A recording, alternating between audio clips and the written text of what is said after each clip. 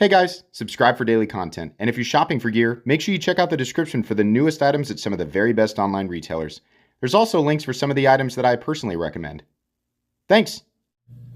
What's going on YouTube? Metal Complex here, and today I've got another short little unboxing video to share with you guys. This package showed up on my front porch literally about 30 minutes ago. I have no idea what's in it. We're going to open it up and find out what it is. I'll link everything down in the description. It does help my channel and use those links, but that's entirely up to you. Thanks to my patrons for supporting me. Let's find out. There's definitely multiple things inside here, and I know it does have a thing on the front, but I like to be surprised.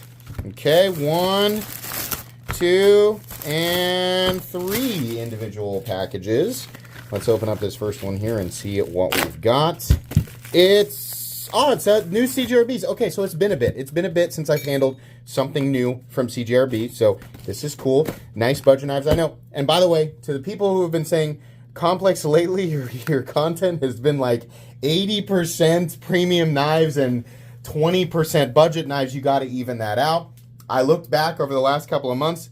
You guys are right. There is a severe lack of budget stuff. Let me tell you why. It's because ever since the Porcupine came out and like a couple other things, most of the budget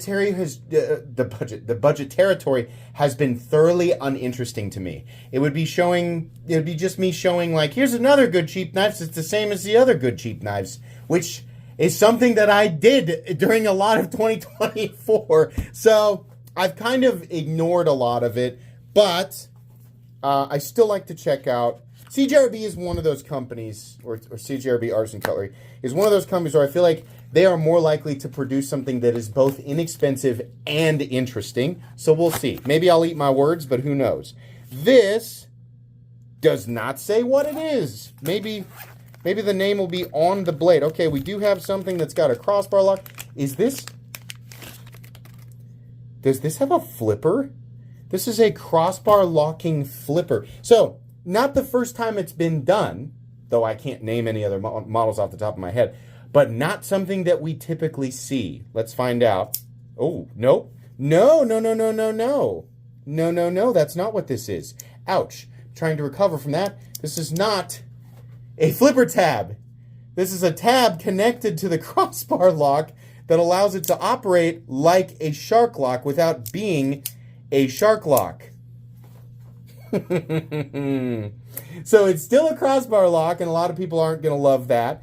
But crossbar locking knives, like for me, me for example, somebody who reviews knives and carries all sorts of different knives, right? Don't use my knives super duper hard, but if we use like the Ritter Hogue, for example, this knife is a size comparison knife and has literally been deployed at least once in every single review I have ever done on this channel, which is thousands. So this knife factually has thousands of deployments, and the Omega springs are still fine. Now, you could say, okay, it's not in a dirty or wet environment, and that can definitely contribute. Yes, it can. Oil your knives properly, and you should do okay. Or it'll break on the first day anyway. I mean, that's kind of, it's a little bit of a dice roll with crossbar locking knives, but Omega springs can break. The majority of them are fine.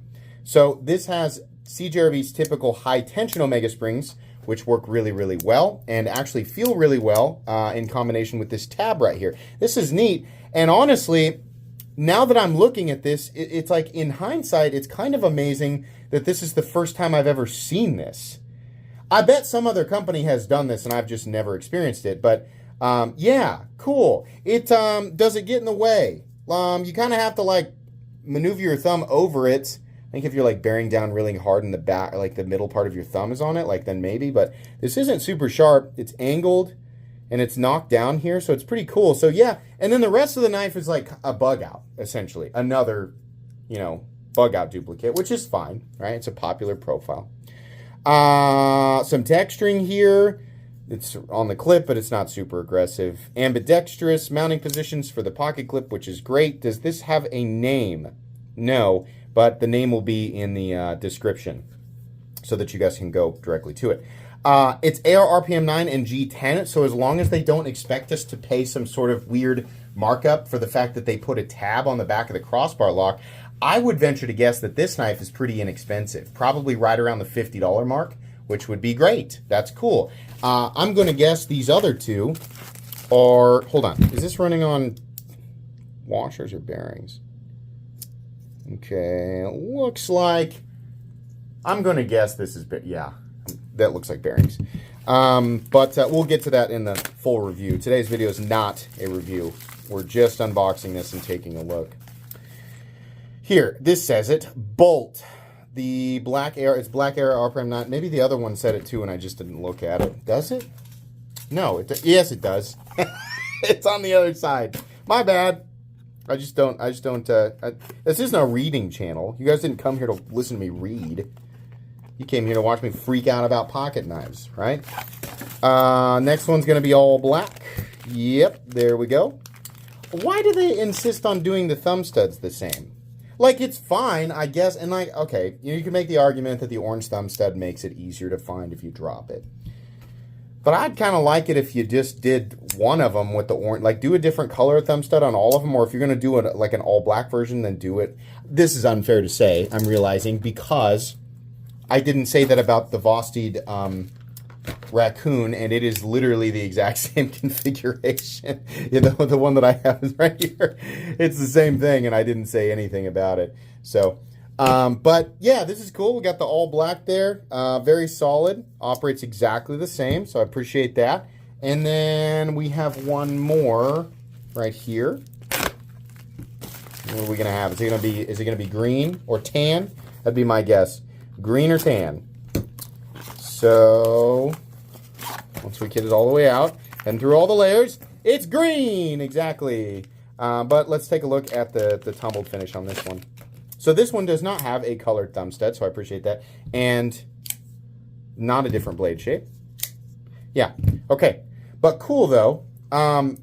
Perhaps this is CJRB's way of releasing it's not really a new locking system, but altering a past locking system to make it interesting without having to pump a bunch of money into designing or utilizing one of the newer locking systems on there. If you didn't know, because I have talked with companies about this, part of the problem with implementing systems like the super lock or the compression lock is that they can't just, you know, abracadabra, here's a billion of them. That doesn't work like that.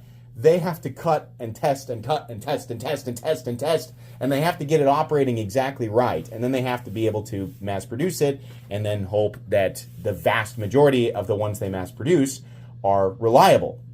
So implementing a compression lock, for example, is not it's not a matter of doing a little dance and, you know, drawing a circle with chalk and saying hobbity beebity boo and here it is and everybody has it. It takes a long time.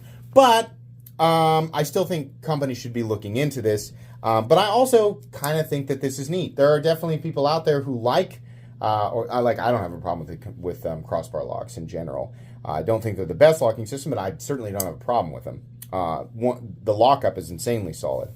But lots of people prefer these and just being able to manipulate them on the left or right side or both or whatever. And so adding this little tab back here does give it that extra little bit of fidget factor, or just ease of manipulation. I think some people who do not like to manipulate a crossbar lock like this, which I don't know if you're like, sometimes my palm meat gets stuck right here and that blade comes around and I've sliced myself right here before. So being able to hold the knife like this and keep everything out of the way, some people might prefer that. This is actually pretty cool. It's not, I don't think there's anything here that's like, oh my gosh, it's the best budget knife ever. It's going to win best of 2025. No, but it is cool, and I think plenty of people will enjoy this, especially if the price is right there, right around that $50 price point. So, okay, neat. This was a fun one. This knife will get a full review after I've had a chance to carry it, but that's going to be it for today. Please make sure to follow me on Instagram at metal_complex. If you enjoyed this video, leave a like. If you'd like to check out my other content, I do, of course, have lots of videos of knives that are either expensive or inexpensive that I do or don't like, so check those out. And if you enjoy all my content, go ahead and click on that Metal Complex logo right there and subscribe because there's definitely more coming. Thanks again for watching, everybody, and have a great day.